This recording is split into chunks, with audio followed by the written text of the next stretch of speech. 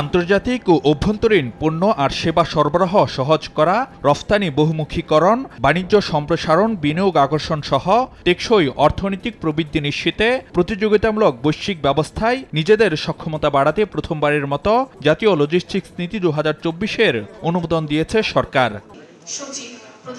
বৃহস্পতিবার রাজধানীর বঙ্গবন্ধু আন্তর্জাতিক সম্মেলন কেন্দ্রে প্রধানমন্ত্রীর কার্যালয়ের উদ্যোগে আয়োজন করা হয় জাতীয় লজিস্টিক্স নীতি অবহিতকরণ সভা, যেখানে লজিস্টিক্স নীতির যৌক্তিকতা আর খুঁটিনাটি নানা দিক অংশীজনদের সামনে তুলে ধরেন প্রধানমন্ত্রীর মুখ্য সচিব। জানান, সরকারের বিশেষায়িত এই নীতির ফলে সবচেয়ে লাভবান হবেন ভোক্তারা। গভর্নমেন্টের যে পলিসি ডিরেকশনস 2041 বা 2031 এই জায়গাগুলোতে আমাদের যাওয়ার জন্য কিন্তু আমাদের অনেক বড় বড় ইনফ্রাস্ট্রাকচার দরকার হবে।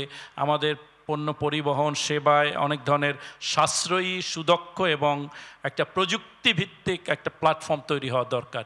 সেই কারণেই এই লজিস্টিক্স পলিসিটা তৈরি হয়েছে, যাতে আমরা আন্তর্জাতিক বাজারের সাথে যেমনি প্রতিযোগিতামূলক হব, একইভাবে আমাদের অভ্যন্তরীণ চাহিদাও যেমনি মেটাবে, আমাদের কনজামশনের একটা সুসমন্বয় তৈরি হবে।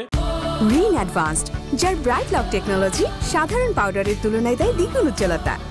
এলডিসি উত্তরণ পরবর্তী সময়ে নানামুখী চ্যালেঞ্জের বিপরীতে লজিস্টিক্স নীতি ভূমিকা রাখবে টেকসই প্রবৃদ্ধিতে, এমন মতামত তুলে ধরেন উন্নয়ন সহযোগী আর অংশীজনরা। সেক্ষেত্রে সম্মিলিতভাবে কাজ করতে হবে, সরকারি বেসরকারি খাতকে দূর করতে হবে আমলাতান্ত্রিক বাধা।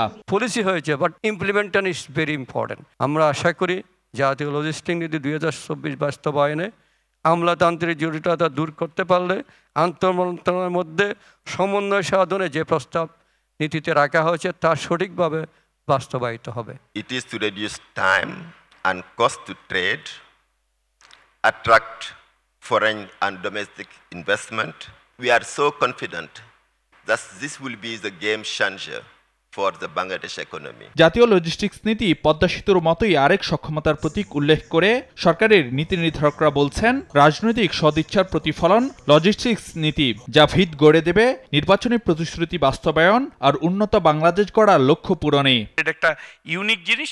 এখন আমাদের জন্য চ্যালেঞ্জ হলো এটা বাস্তবায়ন। আমাদের সরকারের দুটো উল্লেখযোগ্য প্রতিশ্রুতি ছিল, একটা হলো দ্রব্যমূল্য আর একটা ছিল কর্মসংস্থান। আমি মনে করি যে এই লজিস্টিক যে নীতি, এটা বাস্তবায়নের মধ্য দিয়ে এই দুটো জিনিসই বাস্তবায়ন হবে। It is an business constitution. ব্যবসায়ীদের জন্য, আমাদের জন্য, আগামী প্রজন্মের জন্য, সবার জন্য এটা একটা মূল্যবান দলিল, এটা এ দেশকে এগিয়ে নিয়ে যাবে, যেটা আমাদের জন্য একটা বিশাল সম্পদ হয়ে গেল এবং অত্যন্ত সঠিক সময়। এই সময় উপযোগী যখন আমরা এমন একটি জায়গায় দাঁড়িয়েছে আমাদের দেশ, আমরা টেক অফ করব। আমার আগামী দিনে আমার কার কার সাথে লড়াই করতে হবে, কোথায় যেতে হবে, কোন জায়গাগুলিতে, এবং সেখানে আমাকে কম্পিট করে টিকতে হবে। দ্রুততম সময়ে, স্বল্পতম ব্যয়ে আমার উৎপাদিত পণ্য, আমার দ্রব্য আজকে সারা বিশ্বে আমাকে পৌঁছে দিতে হবে। সভায় উদ্বোধন করা হয় জাতীয় লজিস্টিক্স নীতি বিষয়ক সরকারি ওয়েবসাইট। ফারুক ভিয়া, রবিন, সময় সংবাদ, ঢাকা।